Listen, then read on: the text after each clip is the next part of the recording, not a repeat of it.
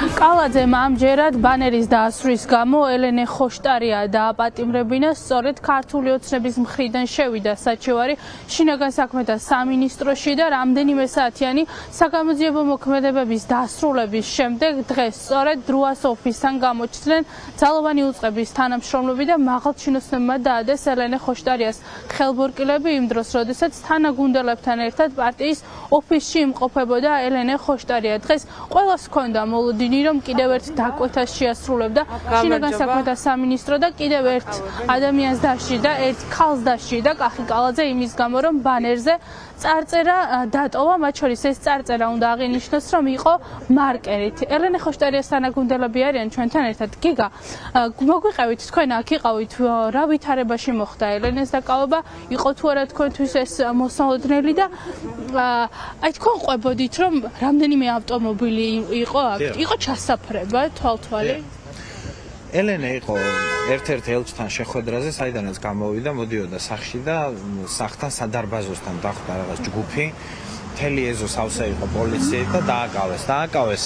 საერთოდ ამ სამართლებრივ დეტალებში შესვლაც კი სისულელეთ მიმაჩნია, იმიტომ რომ ეს ხელისუფლება არის გასული ყველანაირი სამართლებრივი ჩარჩოდან, მარკერით წარწერის გაკეთების გამო დააკავეს პოლიტიკური ლიდერი. აი მინდა შეხედოთ, ეს არის ჩვენი ოფისის შუშები, სადაც 9 მაის 2024 წლის აი ეს მოაწყო ქართულმა ოცნებამ.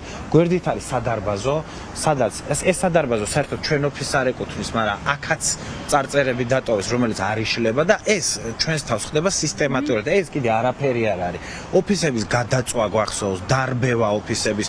ბოლოს გახსოვთ დეკემბრის აქციების დროს კოალიციაცურებისთვის ოფისში 50 ტიტუშკა შემოვარდა და ხალხი ცემეს სასიკვდილოდ და არც ერთი ადამიანი არ დაუკავებიათ. ეს არის სამართლებრივი აბსურდი ამ ყველაფრის და პოლიტიკურ შინაარსს რაც შეეხება.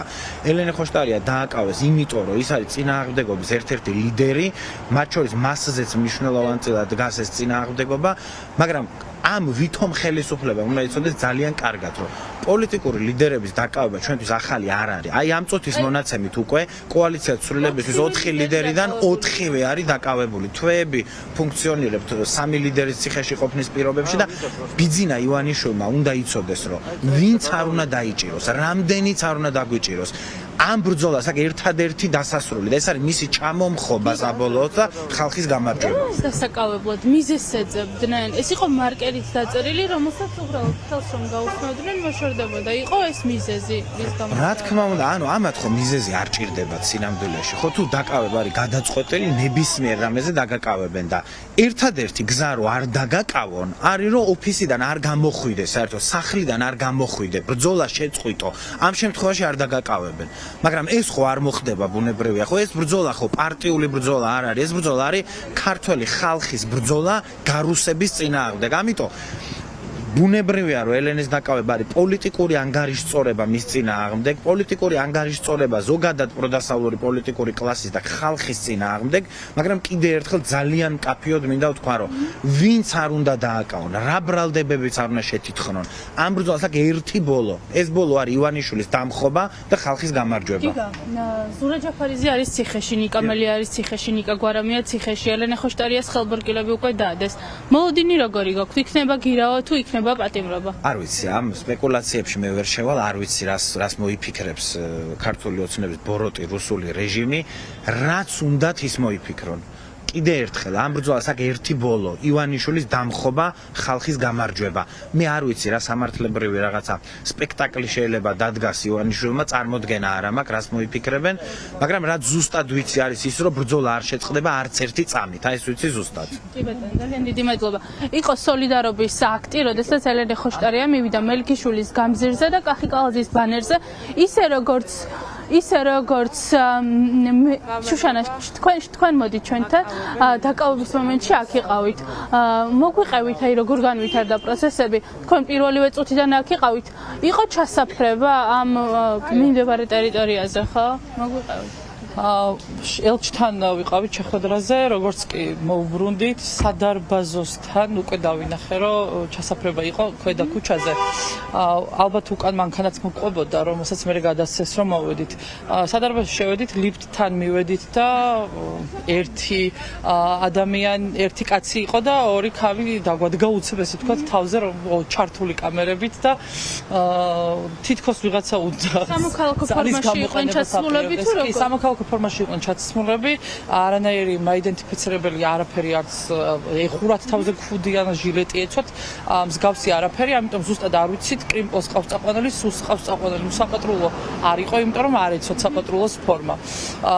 და შემდეგ იქ ლიფტთან მოხდა გაგვაჩერეს, გამოგვიყვანეს და წაიყვანეს ელენე და რომ ვკითხეთ სად მიყავთ, როგორც იციან ხოლმე სტანდარტული პასუხი, გეტყვით და ეს გეტყვით მე რომ არ დგება არასდროს.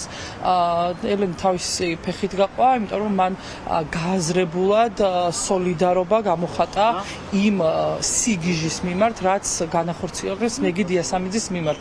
წარწერა, რომელსაც წაშლიან რა ვიცი აცეტონით, დააკავეს 23 წლის სტუდენტი და ეხა მარკერით წარწერის გამო, რომელსაც უბრალოდ ხელით რო გადაუსვათ მართლა გაქრება, დააკავეს ელენე ხოშტარია.